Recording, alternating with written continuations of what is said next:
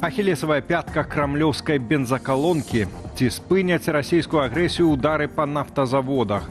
Адкрыйце неба для тэрарыстаў. Рэжым Лукашэнкі спачатку прымусова пасадзіў чужы самалёт, а цяпер скардзіцца на тое, што яго за гэта пакаралі. Выйсці на пенсію, каб адпачыць і пажыць у сваё задавальненне, альбо каб працаваць далей, бо як на тую пенсію сёння выжыць. Дзень сталых людзей у свеце і ў Беларусі.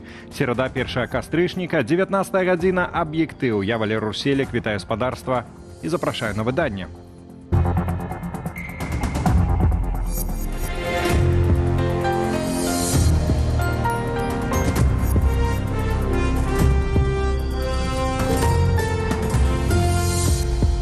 Дэфіцыт паліва на ўнутраным рынку Расіі дасягнуў 20% ад спажывання. Перадусім, гэта вынік нападаў украінскіх беспілотнікаў на расійскія нафтаперапрацоўчыя заводы, сведчаць звесткі агенцыі «Сіала». Расія перастае экспартаваць паліва і хоча завозіць з Беларусі амаль у 7 разоў больш, чым дагэтуль. Ці на руку гэта беларускай эканоміцы і спажыўцам, высвятляла Юлія Цяльпук. Пажарная расла ў нафтааргсінтэзе, што займае 5-е месца ў топе найбуйнейшых у Расіі перапрацоўнікаў нафты. Кіеў пакуль не паведаміў, ці гэта была чарговая атака беспілотнікамі расійскіх заводаў. На дзень 28 верасня ў Расіі прастойвалі 38% НПЗ, прычым 3 з 4 на аднаўленне пасля украінскіх удараў, падлічылі ў агенцтве «Сіала». Дэфіцыт паліва для абслугоўвання насельніцтва, эканомікі і вайны склаў 1/5 частку ад спажывання. Паводле камерсанта, віцэ-прэм'ер Александр Новак прапанаваў прэм'еру Міхаілу Мішусціну. У верасні пастаўкі беларускага паліва ацэньваюцца на 45 тысяч тонаў. Магчымасць павелічэння імпарту ў кастрычніку залежыць ад бесперабойнай працы сістэмы транснафты і запуску давальніцкай перапрацоўкі нафты. Гэта дазволіць нарасціць пастаўкі беларускага паліва да 300 тысяч тонн на месяц. У ратавальным плане расійскага ўраду беларускія НПЗ асноўныя фігуранты. Але ці здолеюць яны цягам месяца павялічыць аб'ёмы вытворчасці ў амаль 7 разоў. Раней беларускія НПЗ экспартавалі на захад нафтапрадукты. Цяпер гэта нейкі час была такая вось падвешаная сітуацыя, а цяпер вось такі шырокім потокам гэта можа пайсці на ўсход. Дастаткова, мне здаецца, запас моцнасці. Загрузку у апошнія гады, здаецца, была 50-70%. Эканаміст мяркуе, што рост продажаў на ўсход не створыць дэфіцыту на ўнутраным рынку Беларусі. Эканоміка ж заробіць дадатковыя грошы на расійскай вайне. Частка беларускага паліва і змазачных матэрыялаў ідзе на абслугоўванне вайсковай тэхнікі ды транспартавай інфраструктуры галоўнага хаўрусніка Лукашэнкі. Украіна можа адрэагаваць на гэткую паліўную дапамогу беларускіх НПЗ. З дыпламатычнага і палітычнага пункту гледжання атакаваць яны іх не будуць. А вось нафтаправоды, якія вядуць да іх на тэрыторыі Расіі, гэта легітымная мэта, і замест таго, каб нейтралізаваць гэтыя НПЗ, украінцы могуць біць па гэтых нафтаправодах, альбо па тых вось пастаўках, якія потым ідуць у Расію непасярэдна нафтапрадукт. Не выключана, што станцыя Ельск на Гомельшчыне сталася пунктам часовага захоўвання паліва для Расіі. Тэлеграм-канал «Рэальная Беларусь» апублікаваў відэа з 2 дзясяткамі цыстэрнаў, маркіраваных пажаранебяспечным сімвалам. Такіх грузаў там не заўважалі з пачатку поўнамаштабнай вайны. Юлія Цяльпук, Белсат. Афіцыйны Менск папракае міжнародную арганізацыю грамадзянскай авіяцыі. Маўляў, беларускія самалёты не могуць выкарыстоўваць паветраную прастору еўрапейскіх краінаў. Няўжо ж чыноўнікі забыліся, чаму ўвогуле паўстала гэтая забарона? І ці змогуць улады дамагчыся палёгкаў? Ян Федарович. Асамблея міжнароднай арганізацыі грамадзянскай авіяцыі ў Канадзе. Прадстаўнікі Міністэрства транспарту Беларусі скардзяцца на дыскрымінацыю. Рэспубліка Беларусь заклікала дзяржавы чальцы ІКАО зрабіць усё магчымае, каб перадухіліць выкарыстанне краінамі палітызаваных дыскрымінацыйных абмежавальных захадаў у сферы міжнароднай грамадзянскай авіяцыі. Праблемы ў беларускай грамадзянскай авіяцыі паўсталі ў траўні 2021, калі ўлады ў Менску прымусова пасадзілі самалёт Ryanair, што ляцеў з Афінаў у Вільню. На борце былі блогер Роман Пратасевіч і ягоная спадарожніца Софья Сапега. Яе асудзілі да турэмнага зняволення. А вось Пратасевіч у турму так і не трапіў, бо стаў працаваць на лукашэнкаўскую прапаганду. И я готов подписаться под каждым своим словом, которое я сказал или скажу в будущем. Эфект ад прымусовай пасадкі самалёта Ryanair Лукашенко адчуў амаль адразу. Краіны еўразвязу закрылі для беларускіх самалётаў паветраную прастору. А на дадатак рэкамендавалі сваім авіякампаніям не лётаць праз Беларусь. Забарона дзеяць дасюль. Каб гэтыя забароны былі зняты, беларускія ўлады мусяць правесці некаторыя захады па расследаванню кейса, прадстаўленні новай інфармацыі, пра пакаранне вінаватых, напрыклад, пра тое, што бяспека ўзноўлена. Ну і усе гэтыя пытанні, конечно, звязаны з пытаннем агульнай сітуацыі з правамі чалавека ў Беларусі. Сёлета 11 верасня жалезная заслона для Лукашэнкі як быццам прыўзнялася. У абмен на вызваленне і прымусовую высылку з краіны 52 палітычных вязняў ЗША знялі частку санкцыяў з Белавіі ў пытанні абслугоўвання самалётаў. Праўда, большасць абмежаванняў засталася. Вы павінны навесці парадак у сваіх авіякампаніях, каб вашы самалёты не падалі з неба, але таксама, каб іх не выкарыстоўвалі ў іншых мэтах, напрыклад, для перакідвання мігрантаў у Беларусь, а потым, каб яны міналі мяжу. Мы бачым, што адбываецца. Не трымайце нас за дурняў, але наш каментар да іх такі. Адрамантуйце свае авіякампаніі, каб вы маглі лётаць самалётамі з дэталямі Боінга. І санкцыі, што датычаць гэтага, знятыя. І гэта абмяркоўвалася. Не выкарыстоўвайце іх у злачынных мэтах. Вось у чым сутнасць. Пытанне, ці пагодзіцца Лукашенка з гэтымі ўмовамі дзеля далейшага паслаблення санкцыяў. Ян Федарович, Белсат.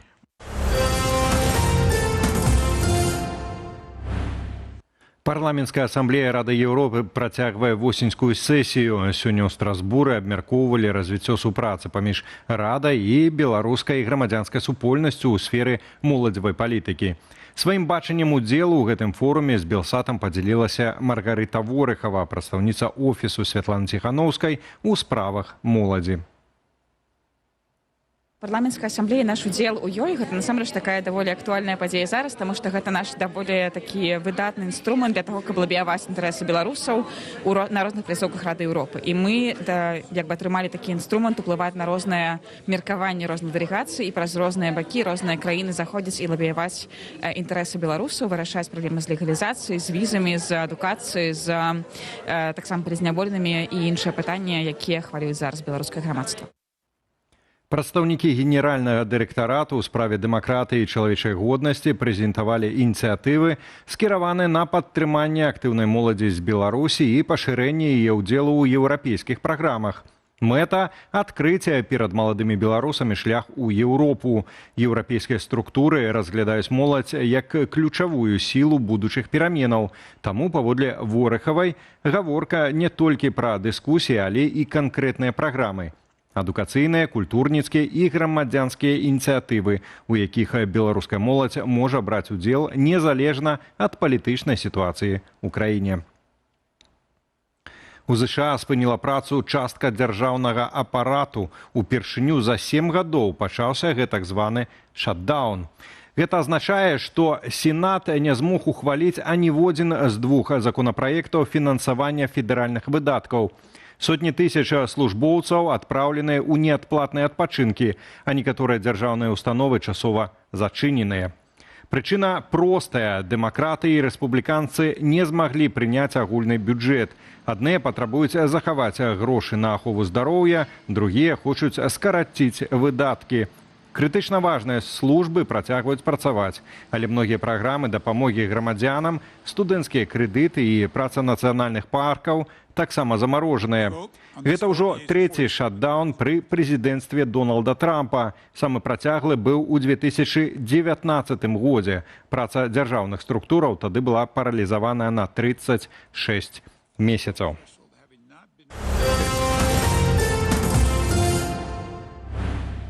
Выбачаюся, 36, вядома ж, дзён.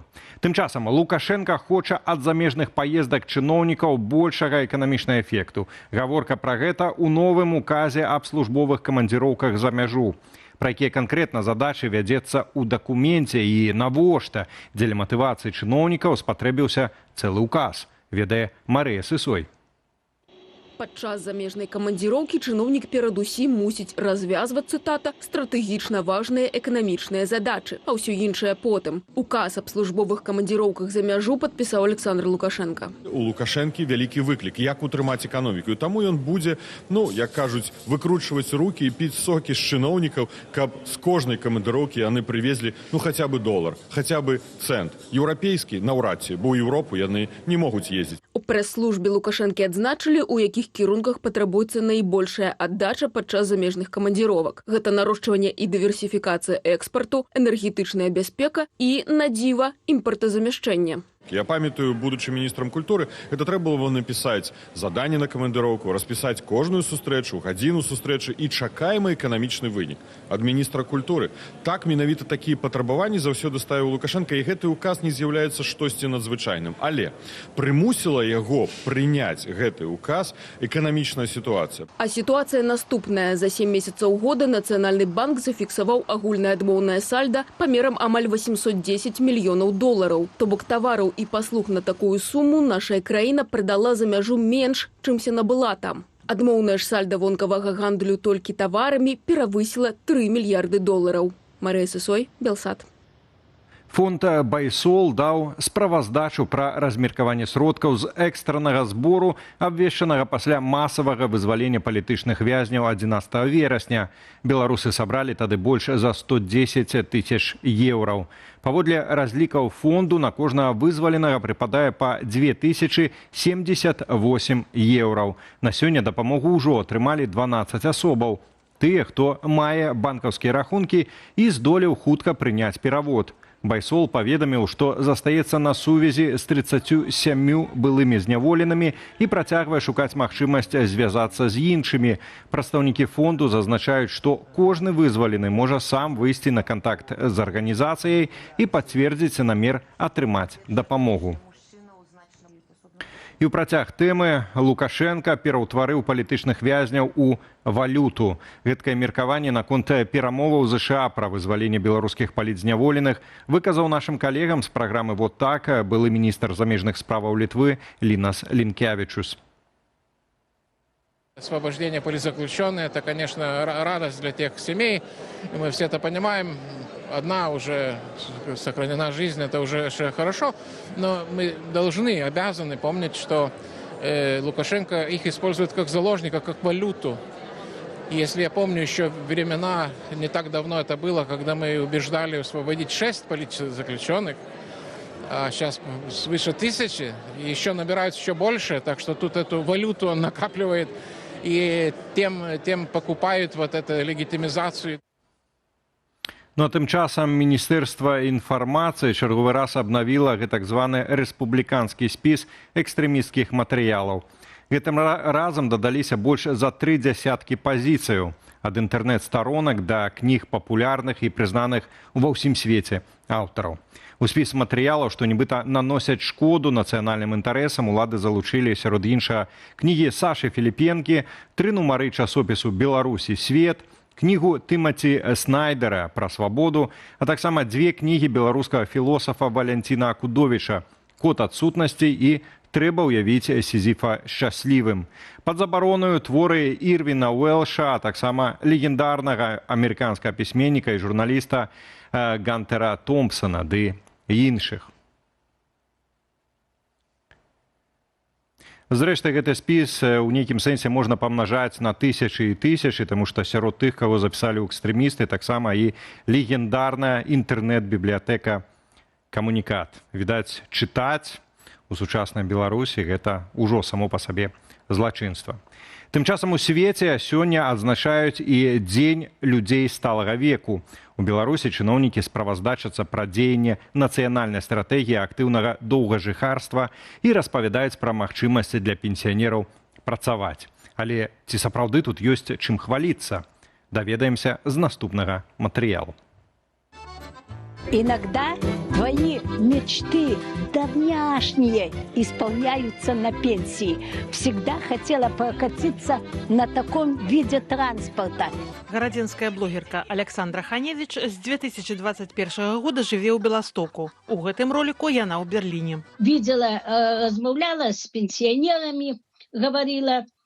400 тысячаў чалавек, амаль чвэрць жыхароў краіны. Колькасць скарачаецца пасля паступовага падвышэння пенсійнага ўзросту, але агулам насельніцтва краіны старэе. В нашей стране численность людей в возрасте 65+ составляет сегодня почти 1 628 000, или 18% от общей численности населения. Гэта на 1 адсоткавы пункт больш, чымся летась, і на 4 больш, чымся ў 2010. З пачатку года павялічылася і колькасць пенсіянераў, якія працуюць, бо пачаў дзеяць указ Лукашэнкі, каб такія асобы атрымлівалі пенсію цалкам. Цяпер у краіне працуе кожны 5-й пенсіянер, агулам 470 тысячаў чалавек. Основная причина материальная, что не хапае грошей. Шмат хто працуе, каб дапамагчы дзецям, каб дапамагчы ўнукам. Знаю таких, якія маюць там собачак, коцікаў, трэба корм купіць.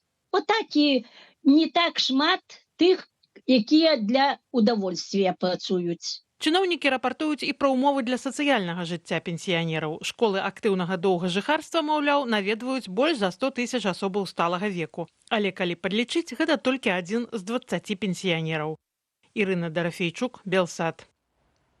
У аб'ектыве на сёння ўсё. Болей навіна ў нашым тэлеграм-канале, на які вы можете перайсці праз QR-код на вашых экранах.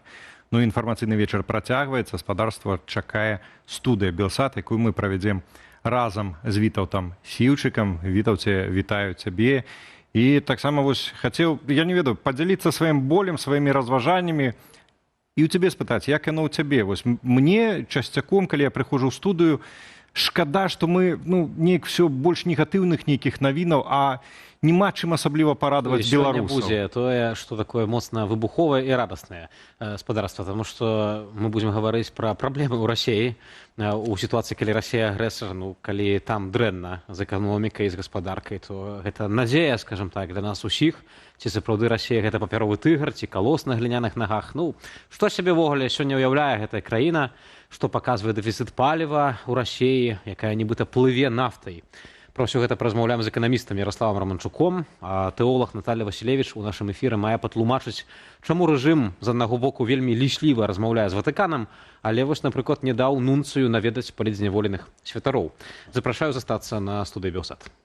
Ну што ж, спадарства, нават у гэтай сітуацыі сярод усяго ёсць пазітыў, пра яго таксама неўзабаве. Вітаўце, дзякуй. Пачынаем.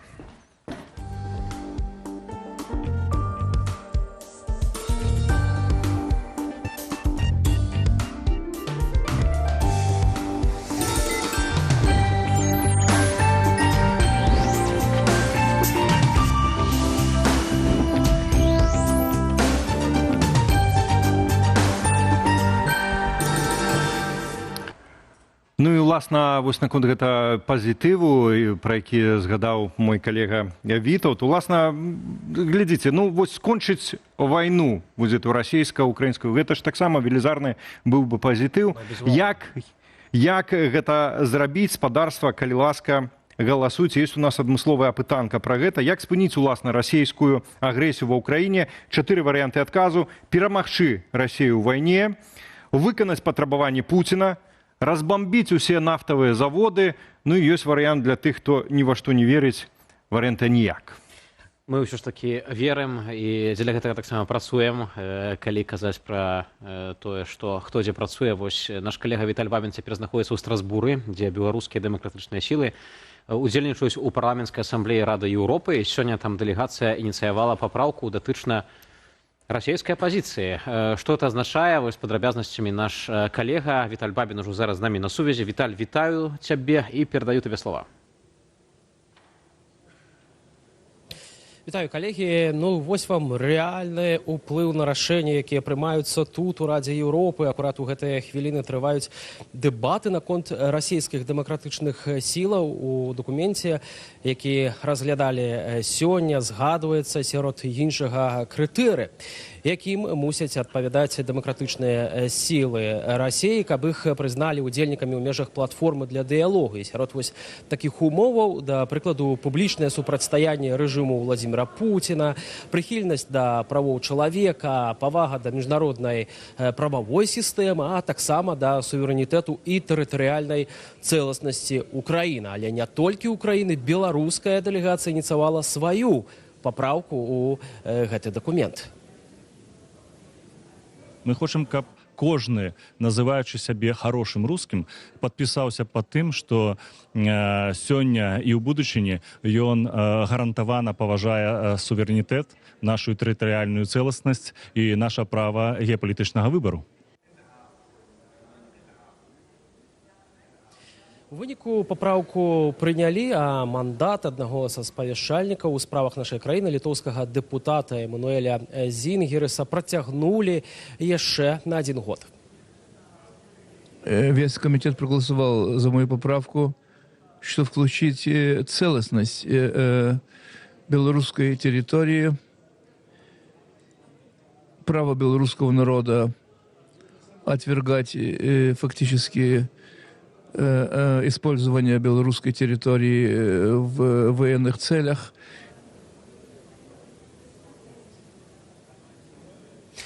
Яшчэ одно пытанне, якое сёння падымалася тут, у Страсбуры, гэта праца Рады Еўропы з моладзю з розных краінаў, ну і, вядома, з маладымі беларусамі і беларускамі. І за апошнія гады ў гэтым пытанні ёсць чым пахваліцца.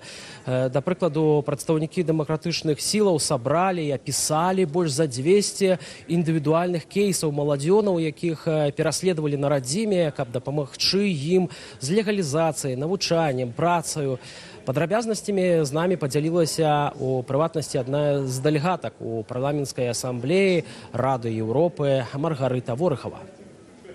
Мой угол у гэтым усім і ў працы ў Радзе Еўропы гэта пра тое, каб прасоўваць магчымасці для беларусаў, маладых беларусаў менавіта, каб яны не заставаліся, не былі вымушаны выбіраць паміж Расіяй ці Кітаем, а маглі абіраць усё ж такі Еўропу, якая зараз для моладзі Беларусі насамрэч з'яўляецца такім арыентырам усё яшчэ. І мы вось праз Раду Еўропы вырашаем пытанні, якія не дазваляюць беларусам маладым, напрыклад, вандраваць у еўрапейскі звяз ці атрымоўваць адукацыю ў еўрапейскім звязі. То бок гэта такая пляцоўка для мяне прасоўваць магчымасці для ўсіх маладых беларусаў і беларусак. Яшчэ адзін важны вектар — праца Рады Еўропы з беларускімі дэмакратычнымі сіламі і грамадзянскаю супольнасцю о пытаннях дэмакратыі, недыскрымінацыі і супрадзеяння распальванню нянавісці. Ўжо заўтра тут у Страсбуры абмяркуюць пытанні пагрозаў еўрапейскім краінам з боку Расіі, якія за апошні час зрабіліся ледзь не штодзённасцю. Калегі? Дзякуй вялікі, Віталь. Віталь Бабін сёння працуе ў Страсбуры. Там ёсць таксама дэлегацыя ад беларускіх дэмакратычных сілаў у парламенцкай асамблеі Рады Еўропы. Віталь, дзякуй табе за тваю працу. Дзякуй. Гаспадарства, мы ж пераходзім да тэмы, якая замежная з аднаго боку, але можа ўплываць і на нашу краіну. У расійскім Яраслаўлі на нафтаперапрацоўчым заводзе адбыўся моцны пажар. Ну, здавалася б, пажары, што тут такога, але не, мясцовыя ўлады вось адмаўляюць, што прычынай стаўся ўдар украінскіх дронаў, беспілотнікаў, тлумачаць здарэнне тэхнагеннымі прычынамі. Але ўсё гэта выглядае падазрона праз дзясяткі такіх выпадкаў па ўсёй Расіі. Ярослаўскі НПЗ стаўся прынамсі 12-м за апошнія 30 дзён прадпрыемствам нафтаперапрацоўкі, на якім адбываюцца аварыі і пажары. Кадры, знятыя карыстальнікамі сацыяльных сетак, сведчаць, што ў ранейшых выпадках гэта былі атакі беспілотнікаў. Не адмаўляюць сваёй датычнасці і ЗСУ. Калі летась білі часцей па лагістыцы дастаўкі паліва ў войска, то ў гэтым годзе акцэнт змясцілі на цывільнае перапрацоўванне нафты. Найбольш пачасціліся атакі на НПЗ ўлетку. Толькі за жнівень па падліках праекту iSense пашкоджаныя былі каля 20% вытворчых магутнасцяў. Па Расіі пачаў нарастаць паліўны крызіс. Закрыліся сотні бензастанцыяў, у некаторых рэгіёнах пачалі ўводзіць абмежаванні для пакупнікоў паліва. Расійскі ўрад забараніў экспарт нафтапрадуктаў да канца года і павялічыў куплю прадукцыі беларускіх НПЗ. Толькі ў верасні наша краіна павялічыла продажы бензіну ў Расію адразу на 130%. Ну і мы, канешне ж, вельмі рады вітаць у нашым эфіры нашага гостя, эканаміста з даследчага цэнтру Мізеса Ярослава Романчука. Ярославе, вітаем вас. Вітаю вас, добрый вечер.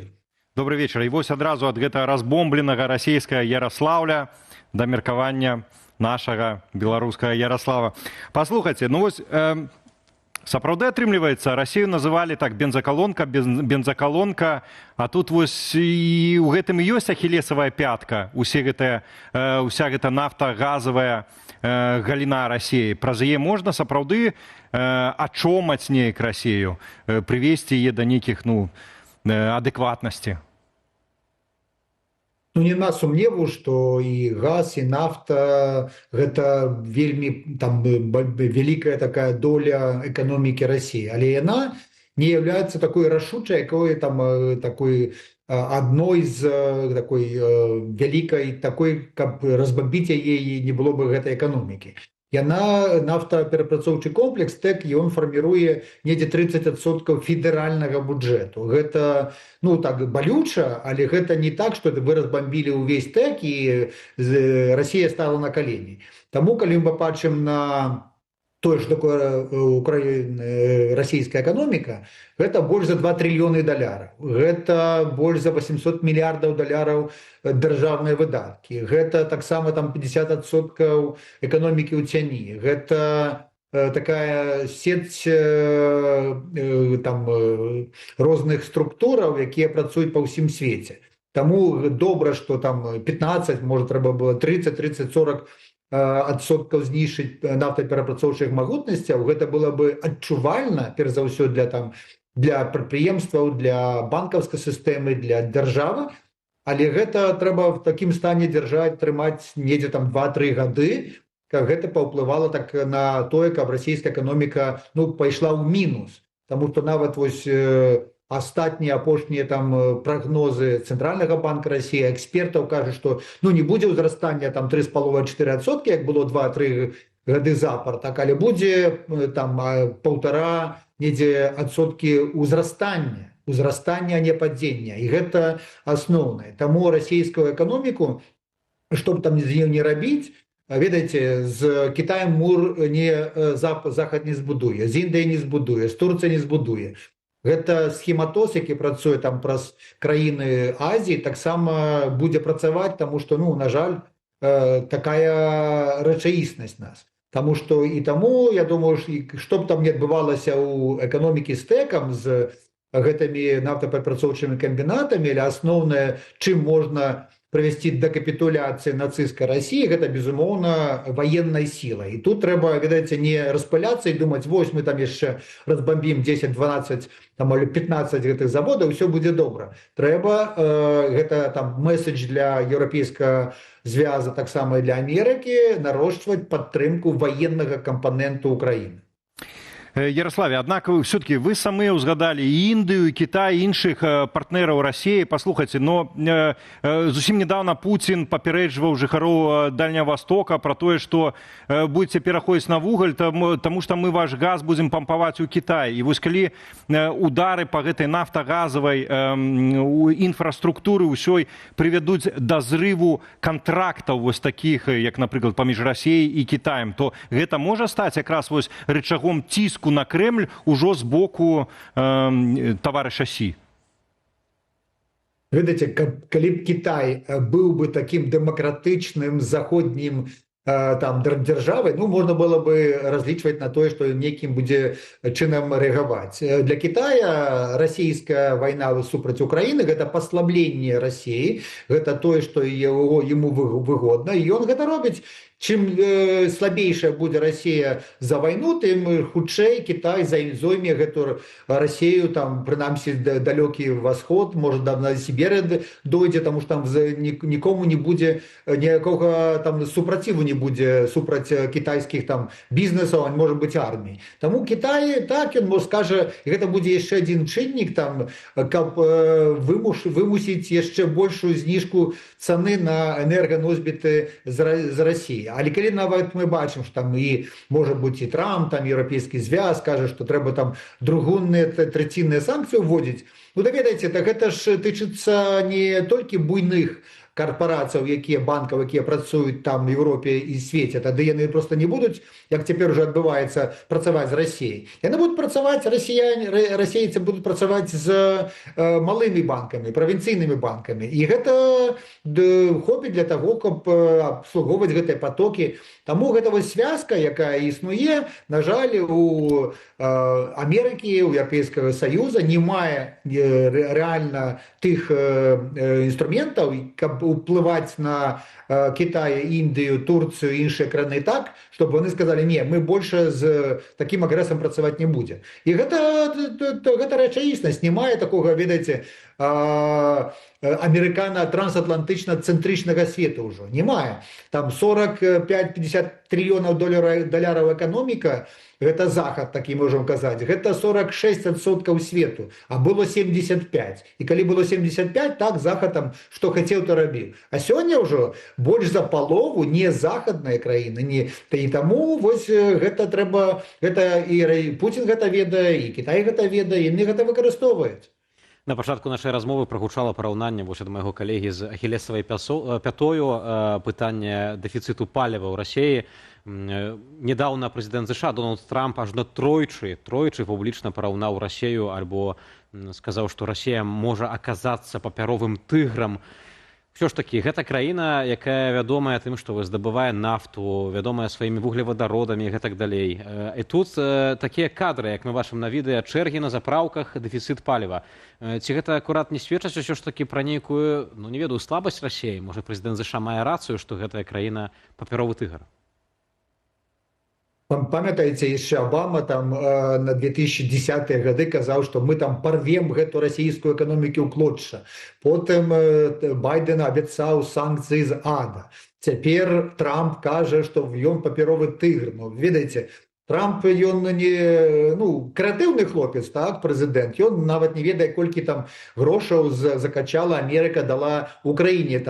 Ён там 9 месяцаў прайшло прэзідэнцтва, ён выкарыстоўвае лічбу 350 мільярдаў долараў, якія нават аўдытарскія службы Амерыкі не пацверджваюць, ніколі не пацверджвалі. Таму гэта чалавек, ён робіць палітычнае шоу, ён чалавек, які робіць гучныя заявы. А я хацеў бы, каб Амерыка і Трамп ўрэшце рэшт праявіў больш ініцыятывы ў падтрымцы канкрэтна вайсковай Украіны, таму што сёння за 9 месяцаў не было аніводнага дакумента, аніводнага рашэння Трампа, яго канкрэтна не тыя, што былі прыняты рашэнні яшчэ за Байдена, падтрымаць Украіны. Ленд-ліз, праект закону, ён на стопе. Тыя праекты, якія былі там па падтрымцы вось Украіны праз іншыя каналы, таксама на стопе. НАТО не ведаюць, ці яно будзе ці не працаваць. Еўрапейскі звяз сёння купляе грошы за свае і дае Украіне. Так што, ведаеце, тут не толькі там трэба казаць, што ён папяровы тыгр, я думаю, што Трамп больш рэагуе на тое, што кажа яму Меланія Трамп і іншыя. Просто Путін публічна здзекваецца над Амерыкай і Трампам, і, па сутнасці, ён нават не хоча скрываць тое, што дыскрэдытацыя Захаду, а паслабленне з'яўляецца яго мэтай. Таму што, ведаеце, те дроны, якія лятаюць над скандынаўскімі краінамі, над Польшчай, над Румыніяй, гэта сведчыць пра тое, што альбо НАТО папяровы тыгр, гэта таксама. І трэба гэта уявіць сабе, і з гэтым трэба нешта рабіць. На мінулым тыдні прэзідэнт США Дональд Трамп таксама заклікаў еўрапейскія краіны цалкам адмовіцца ад закупу расійскай нафты, расійскага газу. Ці, на вашу думку, гэтае рашэнне, калі б яно сапраўды было прынятае, моцна паўплывала на Расію? Вы кажаце, што сіла Захаду ўжо не такая, як калісьці, што ўжо не такая таксама доля заходняй эканомікі ў сусветнай эканоміцы. Ну, але тым не менш, ці ўвогуле эканамічныя вось гэтыя такія рычагі яшчэ могуць спрацаваць?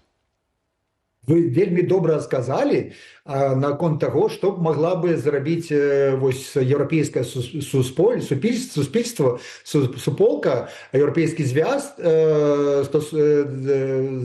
супраць России. Ведаеце, калі мы кажам, што Еўрапейскі Саюз гэта пра ценнасці, вартасці, ну так давайте тады адмовіцеся і заблякуйце для Словаччыны, для Угоршчыны куплю гэтай самай нафты і расійскіх энерганосьбітаў. А калі мы бачым статыстыку, што ў 2024 годзе Еўрапейскі звяз купіў 35 мільярдаў даляраў разных энерганосьбітаў і таксама гэтага зжыжанага газу, ну як вы можете так рабіць? Альбо ценнасці, альбо не. Тым больш мы кажам, што нават гэта, ведаеце, калі пабачым на потокі еўрапейскіх тавараў не ў Расію, а Кыргызстан, які павялічыліся там на десяткі разоў. Ну мы разумеем, што гэта просто дакумент так зроблены.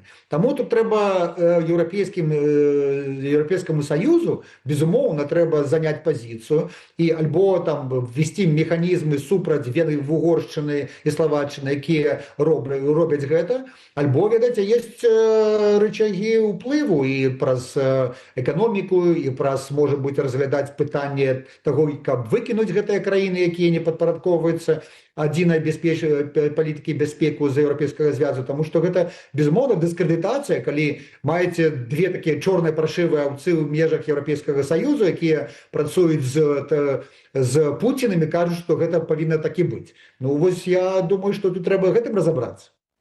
Ну, яшчэ пра адну паршывую аўцу хацелася б спытаць.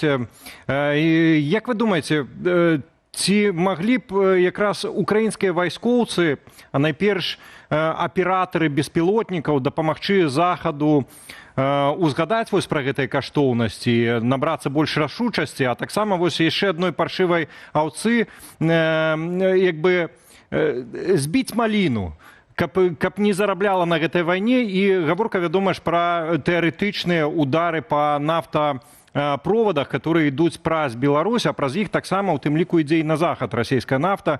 Калі на тэрыторыі Расіі вось гэтыя удары будуць, наколькі гэта рэальны сцэнар, ці разглядаецца ўвогуле ў Украіне такі варыянт сёння? І прэзідэнт Зеленскі, і Міністэрства абароны, і галава ГУРу Буданов, яны казалі много разоў, што Беларусь сёння не з'яўляецца ваеннай загрозай для Украіны. Безумоўна, там граніца яна ўся гатова, украінцы гатовы да будь-якога сцэнару, але я не думаю, што сёння разглядаецца сцэнар там бомбіць альбо два беларускіх НПЗ, альбо нафтаперапрацоўчыя заводы. Яны разумеюць добра той стан, які ёсць. Яны в контакце таксама з Келагам. Вы знаеце, што Келаг там і прадстаўнікі амерыканскай адміністрацыі вядуць перамовы з Лукашенко не столькі з гуманітарнай місіяй вызвалення палітвязняў, а таксама з місіяй разумець больш Пуціна. Я думаю, таксама гэта такая мэта. Вось, і таму ў гэтым кантэксце я не думаю, што украінскі бок разглядаў бы пытанне нейкай военных дзеянняў, бомбёжкі гэтых аб'ектаў, таму што не разумеюць, што Лукашенко таксама зарабляе, ён зарабляў, ніколі не скрываў гэтага грошы на нафтапрапрацоўцы. Чалавек, які вот Кітай зарабляе на вайне, так, Індыя зарабляе, і безумоўна яму там у пяцёрцы краін, якія больш всяго зарабляюць на расійскай вайны супраць Украіны, гэта лукашэнкаўскі рэжым. Гэта праўда. Але гэтыя грошы, ну, ведаеце, тут цана разбурэння, уступлення там украінскіх войск у Беларусі была бы значна большая, і таму я думаю, што украінцы гэта рабіць не будуць. Яны будуць чакаць і дыпламатычнага, і нейкага такого военно-палітычнага там сітуацыі, каб, напрыклад, ужо больш актыўна працаваць з Еўрапейскім Саюзам і Амерыкай на сваім фронце, таму што гэта вайна, гэта яна вырашальная тут. Калі падтрымліваць там узброеннямі, тымі дронамі і ўсім Украіну, то я думаю, і Польшчы гэта было бы лепш, і з странам Балтыі было бы лепш, таму што безумоўна украінскія дроны, якія сёння дронавая армія, яна, ну, я думаю, што найбольш самая магутная ў свеце. І гэта мы разумеем. Калі, напрыклад, да Польшчы там 23 дроны прыляцела, і вся Польшча там стаяла на вушах, А вось у нас в суботу было там 650 и там 25 крылатых ракет, и, ведаете, ну и такой паники не было, потому что мы уже разумеем, что треба отбиваться, и треба быть треба залучать украинские узброенные силы до одной европейской системы безпеки и разглядать менавіта такі сценар, тому коли мы это не зробим, и там поляки будут себе, страны Балтии себе, скандинавы себе, а там Німеччина, там Угорщина альбо Іспанія будуть на своїй хвалі, ну так тоді, ну, питання, а який Європейський Союз, якої НАТО у нас існує? Ярославе, на жаль, трошки не так вы мяне зразумелі. Я пытаў пра удары не па тэрыторыі Беларусі, а пра па прылеглых да Беларусі расійскіх якраз тэрыторыях, дзе ідуць нафтаправоды. Але на вялікі жаль, на вялікі час у нас для размовы скончыўся, і таму я завочна адразу запрашаю вас да новых эфіраў на Белсаце, дзе мы абавязкова працягнем гэтую тэму і абмяркуем іншыя таксама. Дзякуй вялікі, што далучыліся. Ярослав Романчук. Дзякуй вялікі. Добрага вечара вам. Дзякуй. З намі на сувязі з Украіны. Спадарства, ну вось згадваў Ярослав Романчук Кіта Келага, які прыязджаў таксама раней у Менск і размаўляў з Лукашэнкам пра палітвязняў. Ведаем, што некаторых людзей адпускалі, дзякуй Богу. Але пакуль рэжым Лукашэнкі выпускае некаторых палітычных зняволеных, ўсё ж такі працягваецца ціск і здзек з тых, хто застаецца яшчэ за кратамі. Гэтак сям'я Дзяніса Івашына ўжо 4 тыдні не атрымлівае лістоў ад палітзняволенага журналіста, а званкоў з жодзінскай турмы, дзе знаходзіцца Дзяніс Івашын, увогуле няма ўжо больш як 9 месяцаў.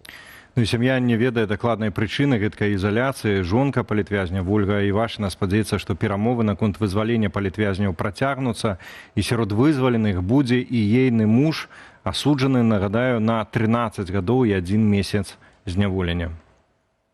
Канешне, спадзяемся, што гэта праца працягнуць і Амерыкай, можа быць, далучыцца і развяз, спадзяемся. І, можа быць, гэта спрычыніцца і да вызвалення Дзяніса ў хуткім часе. Сапраўды, ўжо фактычна месяц, як няма лістоў, 4 тыдні роўна, і ўжо 10-й месяц фактычна няма тэлефанаванняў. Невядома, што змянілася, ці, можа быць, зноў гэта там нейкі графік паходу там в ШИЗА, ці гэтак далей, для палітвязняў, вядома. Што вось Дзяніс зноў амаль месяц ўжо там знаходзіцца. Невядома, калі выйдзе абсалютна. І чаму вось менавіта сколькі там не прайшло месяцу з такого масштабнага памілавання палітвязняў, а вось Дзяніс сидзіць в ШИЗА пры гэтым. Ну, вось не ведаю, як гэта ацэньваць і што гэта значыць, мы пакуль не ведаем. Вось там на архіўных кадрах мы бачылі інтэрв'ю, якое Дзяніс Івашын даваў нашаму іншаму калегу Паўлу Мажэйку. На шчасце, Павел Мажэйка ўжо на волі. Я вось асабіста таксама бачыўся з Паўлам тут у Варшаве. І гэта, сапраўды прыемнае пачуццё, калі твае знаёмыя і людзі, якіх ты ведаеш, нарэшце выходзяць з гэтага пекла, таму мы зычым як мае хутчэйшага вызвалення Дзянісу Івашыну. Там, дарэчы, не ўсё таксама увайшло ў эфір тое, што казала Вольга. Яна расказвала таксама спадарня Вольга Івашына, жонка Дзяніса, пра тое, што Дзяніс таксама вернік, але яго абмяжоўваюць у правах, як і іншых палітвязняў адносна духоўных патрэбаў, сакраментаў, візіту святара. І у нас таксама ёсць яшчэ адна тэма, аказваецца, святароў ці нават арцыбіскупаў, біскупаў, нават папскага нунцыя у Беларусі і віцебскага біскупа Олега Буткевіча, іх не пусцілі да палітзняволеных святароў Анджэя Юхневіча і Генрыха Акалатовіча, якія цяпер знаходзяцца ў бабруйскай калоніі. Пра гэта піша рэсурс Catholic Life са спасылкай на ўласныя крыніцы, якія заслугоўваюць даверу. Афіцыйнай інфармацыі на гэты конт яшчэ не было. Святара ордэну Аблату з Шуміліна айца Анджэя Юхневіча засудзілі сёлета ў красавіку. Яму інкрымінавалі артыкулы, датычныя сувязяў з непаўналетнімі. У выніку айцу прысудзілі 13 гадоў калоніі, а пробушчу касцёлу ў Валожыне ксяндзу Генрыху Акалатовічу летась прысудзілі 11 гадоў калоніі, нібыта за здраду дзяржаве. Яго следства абвінаваціла ў шпіянажы на карысць Польшчы і, увага, Ватыкану. Папскі нунцый арцыбіскуп Іньяціо Чефалія прыбыў у Беларусь з місіяй зусім нядаўна. Толькі ў верасні ён уручыў Лукашэнку даверчы ліст. Што адбываецца і як такое можа быць, што Лукашенко прымае апостальскага нунцыя, а потым гэтаму ж самому нунцыю забараняе наведваць палітзняволеных святароў? Запытаемся ў тэолог, прадстаўніцы хрысціянскай візіі Наталлі Васілевіч, якая ўжо зараз з намі на сувязі. Спадарня Наталля, добрый вечар. Добрый. Вітаю ўсіх. Як растлумачыць вось гэтая такая шизофрэнія, што з аднаго боку Лукашенко лісліва да Ватыкану, а з другого боку нават ватыканскаму дыпламату не дае магчымасці наведаць святара? Гэта ўсё ўкладаецца ў логіку паводзінаў рэжыма, пачынаючы з 2020 года. Святары знаходзяцца як закладнікі у рэжыма, і мы ведаем, яны самі пра гэта казалі. Вось акрамя навіны пра тое, што нунцый і арцыбіскуп Олег Буткевич, біскуп Олег Буткевич спрабавалі наведаць святароў калоніі. Мы таксама ведаем, што Буткевич спрабаваў прысутнічаць таксама і на судзе, і на вынясенні выраку Анджэю Юхневічу, але ён таксама не змог там прысутнічаць, яго таксама не дапусцілі. Абедзве справы былі закрытыя, нават не было вядома, у чым канкрэтна святароў абвінавачваюць. Ну, як бы нейкія артыкулы называліся, але ўсё гэта, ведаеце, ну, зноў-такі такая цьмяная вельмі справа, тым больш цяпер выйшаў у ліку 52 палітзняволеных спадар Крылоў, які сядзеў разам з айцом Акалатовічам, і ён перадаў словы самога айца Акалатовіча, пра што яго, як яго затрымлівалі, у чым яго абвінавачвалі. Там увогуле такая абсурдная сітуацыя. Яшчэ ладна, можна паверыць у нейкі там шпіянаж на карысць Ватыкана. Ну, неяк это ўкладаецца у нейкую такую логіку. Так можна кожнага святара абвінаваціць, бо кожны святар мае сувязь з апостальскай сталіцай. Так, ну, то бок шпіянаж, гэта такая справа, ведаеце, ты камусьці штосьці расказаў, і ўжо шпіён. Але там жа фігуравала, вот усе думалі, адкуль гэта мільён еўра ўзяўся шкоды нанесенай дзяржавы. Так там выяўляецца, што ўся справа была ў тым, што нібыта ксёндз Акалатовіч перанакіраваў нейкія вайсковыя самалёты паветраных сілаў Беларусі і Расіі ў няправільным кірунку. Як ён гэта рабіў? Сілаю малітвы, там, ці яшчэ нейкім чынам,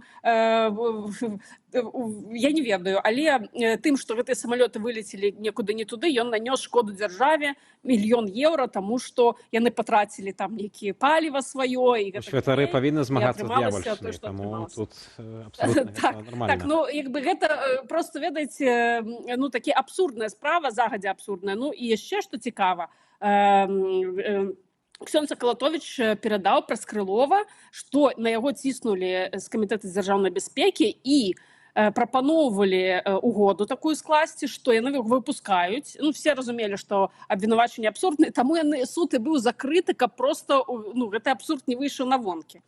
І выпусціць яго на волю, у Воложын ён вернецца, будзе служыць, запросіць да сябе апостальскага нунцыя і падкіне яму флешку з кампраматам. Я думаю, што вельмі цікавая гэта была б інфармацыя для апостальскага нунцыя паслухаць з першых вуснаў гэтую гісторыю. І я думаю, гэта ёсць нагода, чаму прадстаўнікоў касцёла, прадстаўнікоў дыпламатычных Ватыкана не пусцілі на сустрэчу з абодвымі ксяндзамі, таму што, бачыце, іх трымаюць сапраўды як закладнікаў, і так кажа і ксёндз Генрых Акалатовіч, ён называе сябе закладнікам. І мы ведаем, абодва маюць польскія карані, і я думаю, што польская дзяржава зацікаўлена ў іх не толькі як у ксяндзах, як у святарах, але таксама як і у людзей польскай нацыянальнасці, і працуе над тым, каб іх вызвалілі. Але я думаю, што для того, каб проста не дапусціць, не даць магчымасці ім цяпер мець нейкі кантакт. Мы ведаем таксама, у нас же прыезд будзе арцыбіскупа Клаўдыя Гуджэроці у Менск на угодкі пінскай архідыяцэзіі ці дыяцэзіі, так, якраз вот у кастрычніку гэты візіт адбудзецца, і, магчыма, перад гэтым візітам вырашылі не чапаць вось гэтую всю гісторыю, ніяк там не ніякай іншай лішняй інфармацыі, каб на вонкі не выйшла, таму што інфармацыя скандальная, інфармацыя, якую б Ватыкану перадалі. Ну, я думаю, што у Ватыкана так гэта інфармацыя ўжо ёсць, безумоўна. Але ну, для того, каб не пашкодзіць гэтаму візіту Клаўдыі Гуджэроці, якога Лукашенко любіць, якога паважае. Я думаю, што ўлады вырашылі нічога, ніякіх статус-кво не мяняць, і чакаць ўжо нагоды гэтага прыезду і сустрэчы з арцыбіскупам Клаўдыі Гуджэроці. Наталья, послухайте, дзеля справядлівасці трэба, канешне, сказаць пра тое, што не толькі каталіцкіх святароў, але таксама і праваслаўных, у тым ліку пераследуюць цяперашнія ўлады ў Беларусі. Аднак, вось гэткіх скандалаў гучных адносна зняволеных, рэпрэсаваных праваслаўных святароў, мы як бы не чуем. У чым тут прычына? Ці у тым, што за праваслаўных заступіцца няма каму, таму што маем толькі філіял расійскай, маскоўскай вось гэтай царквы, а там, ад каго там чакаць? Альбо ўсё-ткі даецца ў знакі таксама і вось гэтая антызаходняя, у прыватнасці антыпольская істэрыя з боку цяперашніх уладаў у Беларусі. Мы, напрыклад, ведаем, она выяўляецца нават у тым, што вось гэты пантэон, который ствараюць, там няма ніводнага каталіка, там толькі альбо праваслаўныя, альбо которые вось ні тым, ні сім, альбо тыя, хто за Расію таксама тапіў. Вось як патлумачыць, што мы маем толькі інфармацыю пра каталіцкіх святароў? Ці ёсць нейкае тлумачэнне? Я не пагаджуся, таму што ёсць інфармацыя па праваслаўнага святара, цэлую сям'ю праваслаўнага святара Сергія Рызановіча, які таксама знаходіцца ў вельмі цяжкіх умовах. Уся сям'я перацярпела вялікія катаванні і ціск. І я ведаю, што тыя, хто сядзеў са святаром Сергіем Рызановічам, таксама за любы контакт з ім, за цукерачку яму хтосьці пачастуе яго цукерачка, чалавек адразу кідаюць у ШИЗА. Таму таксама было б несправядліва казаць, што пакутаюць толькі каталіцкія святары. Вось цэлая сям'я праваслаўнага святара таксама знаходзіцца ў зняволенні, і гэта не адзінны прыклад. Але і абвінавачванні гэтакі ж абсурдныя, як гэтае накіраванне самалётаў. Нібы яны спачатку там у тэракце, у спробе тэракта, таксама самалёт, першы борт збіраліся нібыта збіваць з гранатамёта на ўзлёце, але потым чамусьці з крымінальнай справы гэты артыкул знік, і там з'явіліся захоп улады. Вы уяўляеце, святар з вёскі Сцяпанкі Жабінкаўскага раёна збіраўся захапіць уладу ў Беларусі. Большага абсурда такого прыдумаць немагчыма, але тым не менш уся сям'я таксама тэрміны 19, 16 і 15 гадоў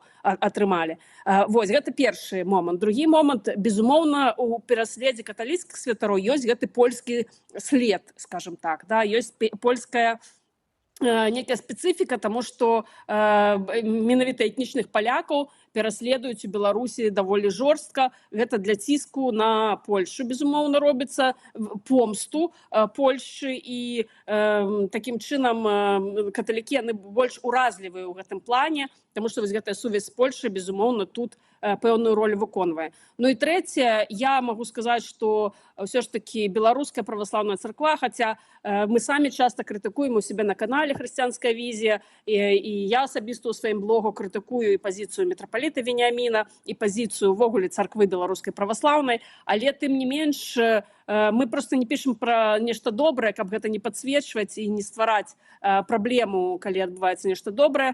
Магу сказаць, і калісьці змагу сказаць з канкрэтнымі прыкладамі, і кіраўніцтва беларускай праваслаўнай царквы, і святары, якія могуць нейкім чынам паўплываць на становішча палітзняволеных, яны гэта робяць вось у тых межах, наколькі гэта магчыма, і дапамога такая ёсць. І калі б не гэтая дапамога, крымінальных справаў па палітычных артыкулаў супраць праваслаўных святароў было б цяпер нашмат больш.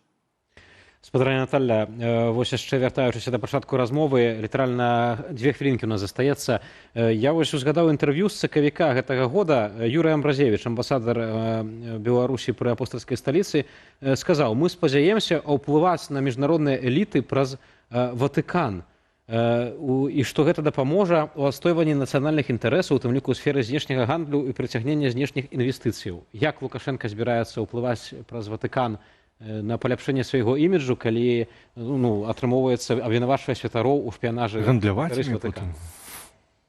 Ну, мы бачым, што выпадкі ўжо такія былі, да, як Ватыкан можа выкарыстоўвацца, па-першае, ну, праз знешнепалітычны вектар, іншы вектар – это абыход санкцыяў. Мы ведаем, што праз атрыманне пэўных узнагарод з боку Ватыкана, напрыклад, Александр Зайцаў, алігарх, які належыць да такого клану Лукашенка і забяспечвае фінансавы рэжым, такі кашалёк яго называюць Лукашенка. Ён спрабаваў, атрымаўшы ордэн Рыгора Вялікага з рук папы Францішка, звяртацца ўжо ў суд у Люксембургу, які датычыўся ягоных кампаній, ягоных санкцый, для таго, каб у яго з яго гэтай санкцыі былі знятыя, бо ён рыцар папскага ордэну. Вось, я думаю, што аднак санкцыі зняты не былі, тым не менш спробы выкарыстаць гэта ёсць. Ну, наколькі мы ведаем таксама, ўсё ж такі пэўныя каталіцкія святары